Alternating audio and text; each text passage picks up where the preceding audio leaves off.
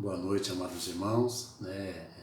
É um prazer novamente estar junto com os irmãos para podermos meditarmos na palavra de Deus, sem nos esquecermos, que estamos ausentes no corpo, mas estamos presentes no Espírito, unidos por Cristo Jesus, para que possamos louvar, adorar, bendizer e exaltar o nome do Senhor, para que possamos também aprender com as Escrituras, examinar as Escrituras, ver aquilo que Deus fez na vida do seu povo, porque a Bíblia diz que Deus ele não muda. Deus ele é o mesmo ontem, hoje e será eternamente. Jesus Cristo não muda.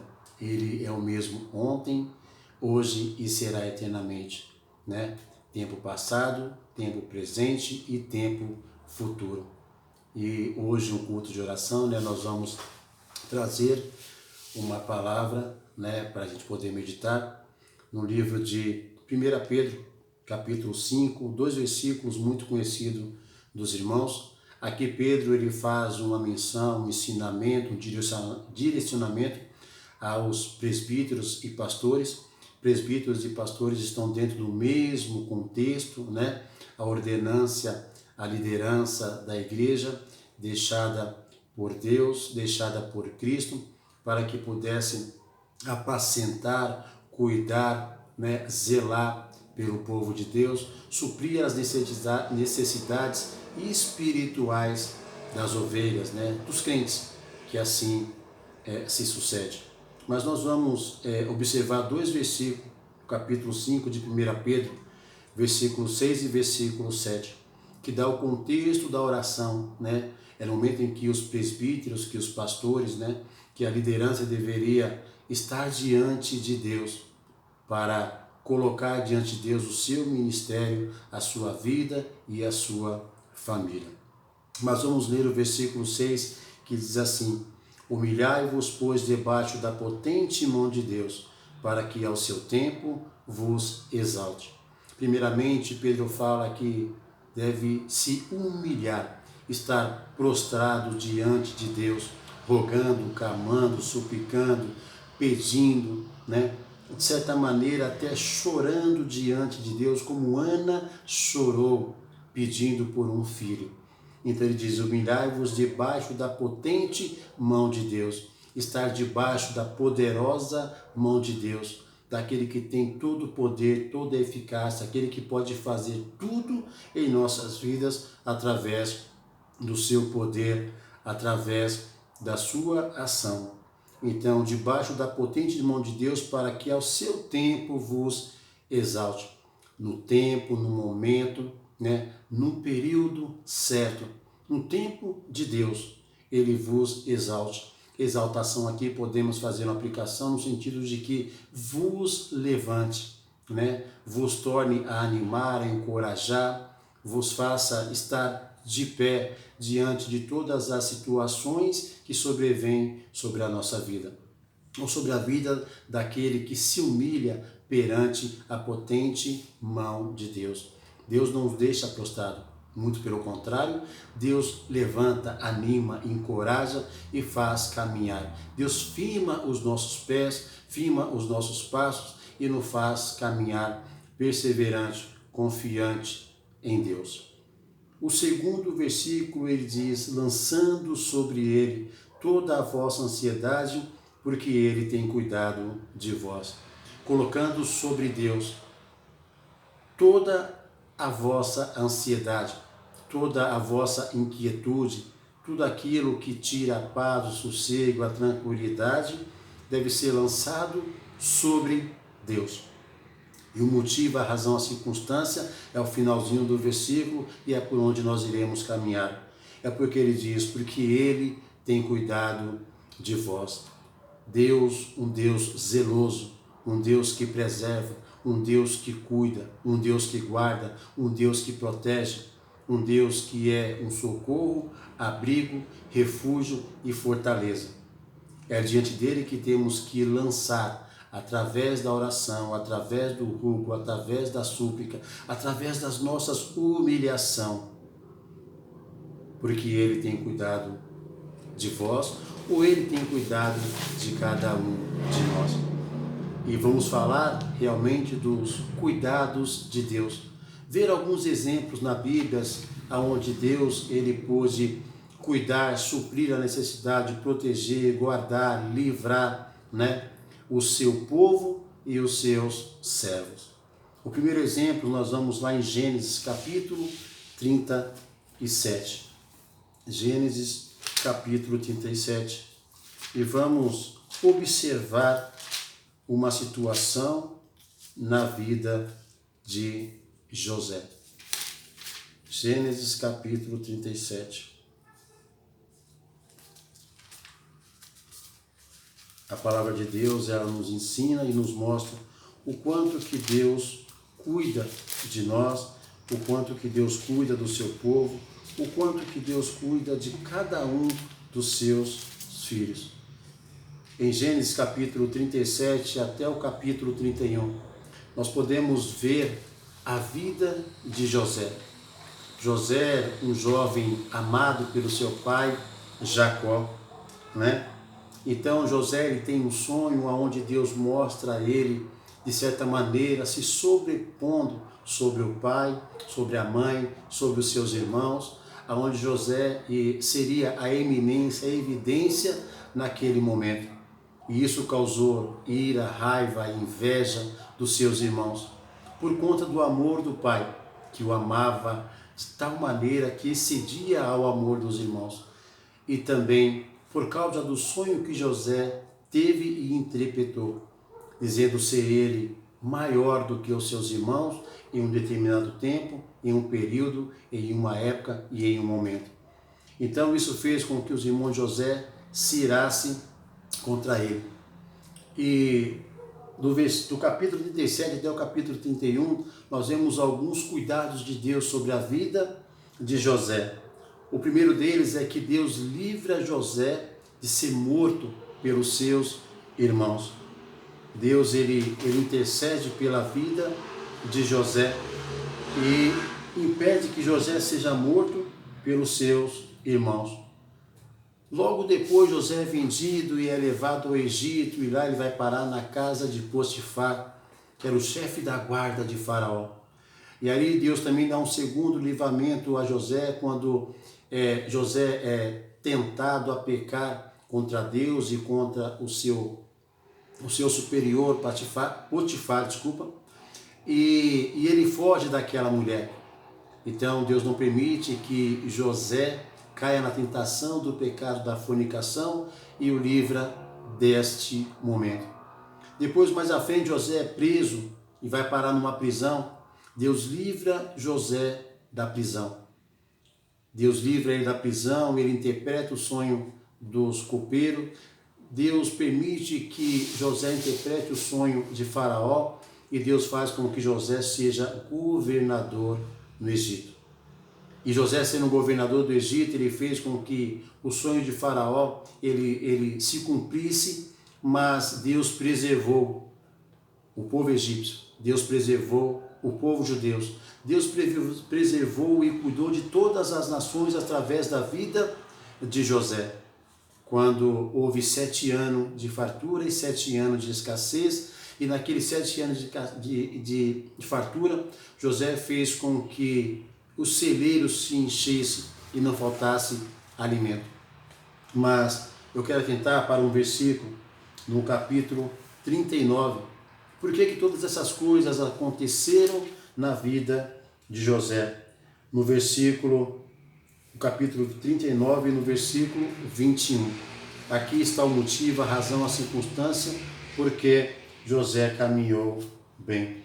Porque diz assim: o Senhor, porém, estava com José e estendeu a sua benignidade, a sua bondade sobre ele.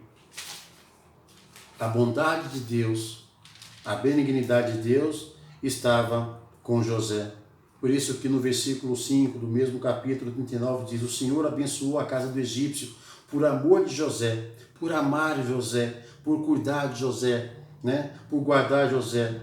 E a bênção do Senhor foi sobre tudo que tinha na casa e no campo.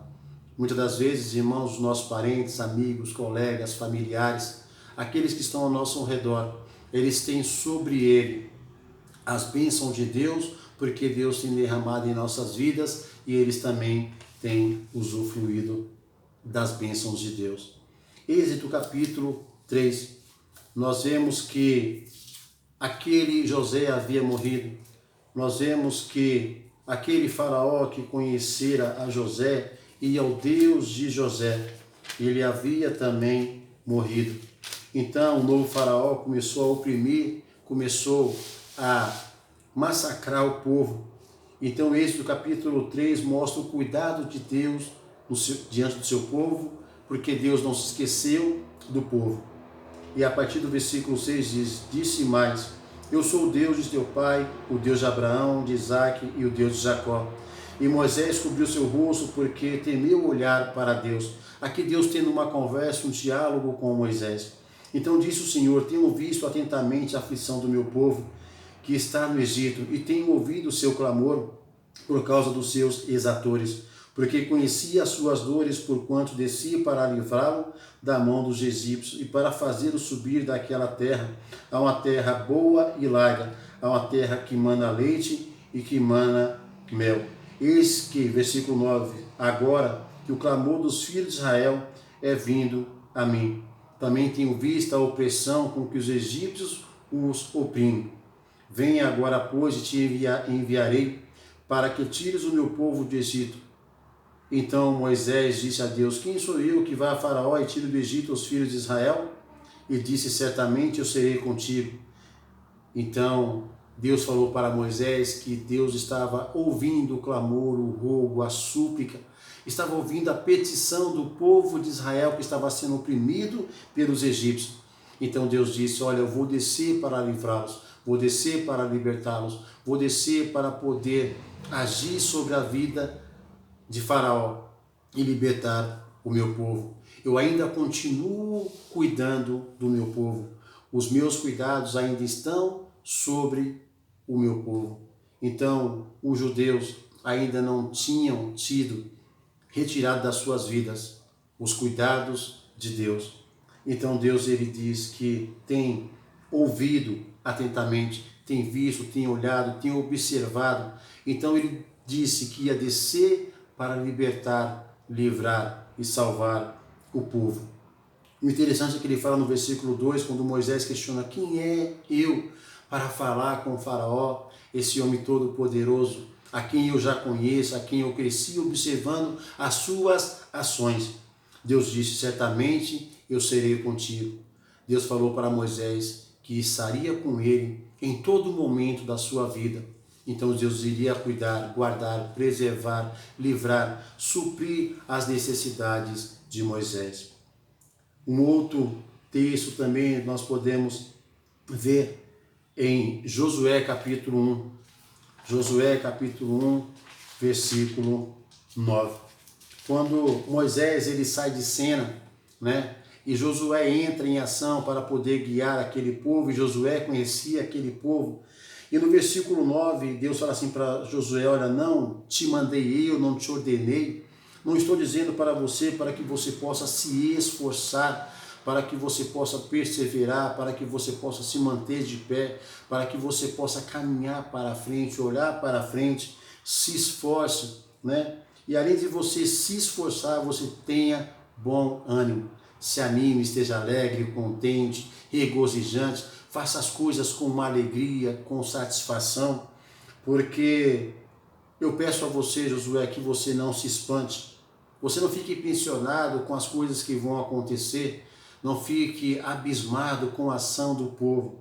Então esforça-te, tenha bom ânimo, não tenha medo, não tenha pavor, não tenha receio, não fique espantado, impressionado, porque o Senhor, o teu Deus, Ele é contigo por onde quer que andares. Então aqui é uma promessa de Deus dizendo para Josué que Deus iria cuidar dele em todos os momentos da sua vida.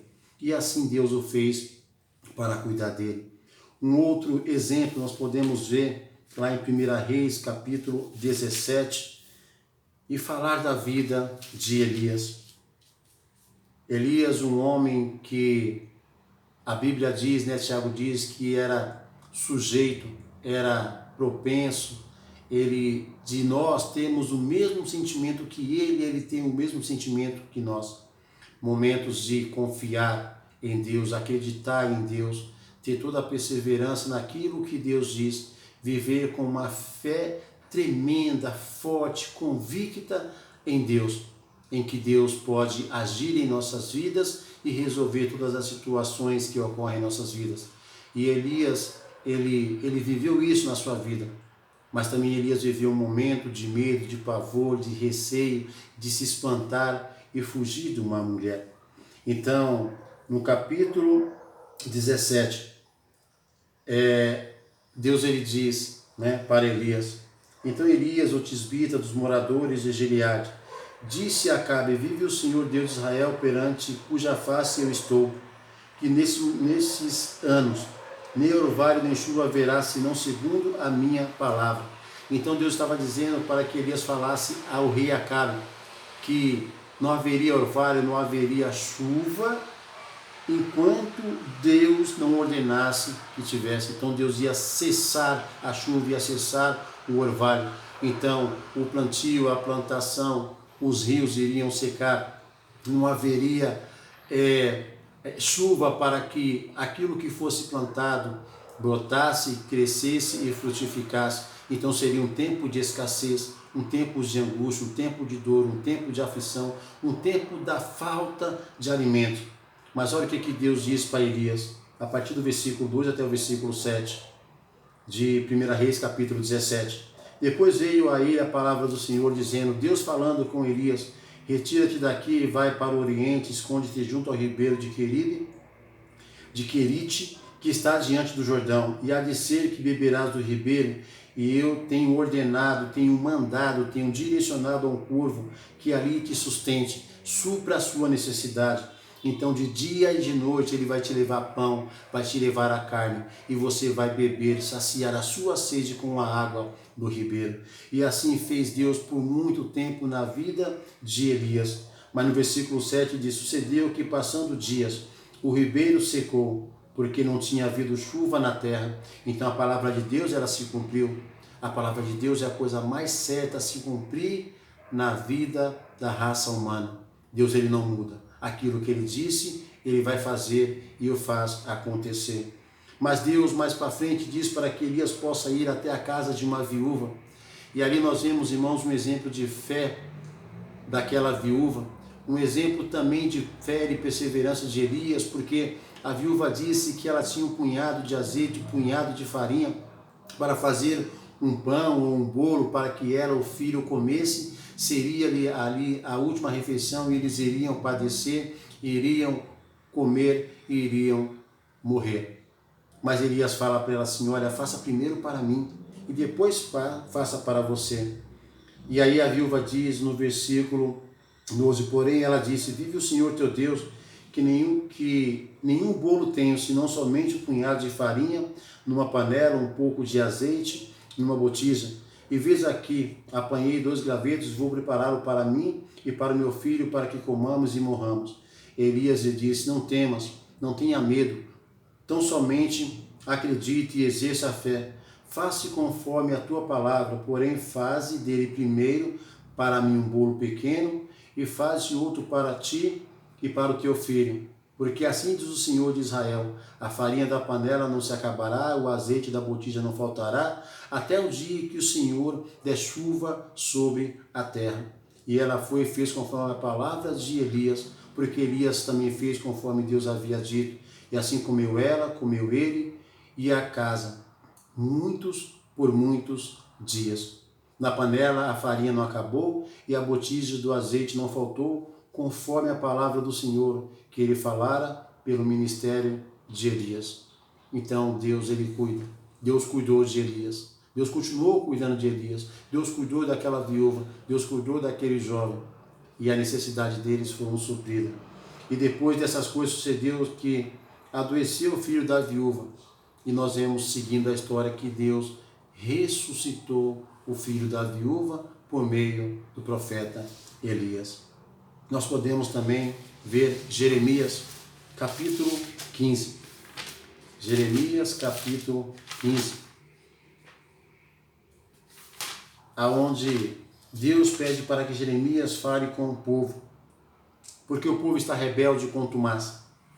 E o povo se rebela contra Jeremias, quer matar Jeremias, quer atrocidar Jeremias, quer não sente nenhum apreço para com Jeremias, porque Deus pede para exortar, para que o povo volte a adorar a Deus na beleza da sua santidade. Versículo 1 diz: então disse-me, porém, o Senhor, ainda que Moisés e Samuel se pusessem diante de mim, não estaria a minha alma ou a minha vida com este povo. Lança-os diante da minha face e sai. Tira esse povo rebelde, contumaz, pecador, diante de mim.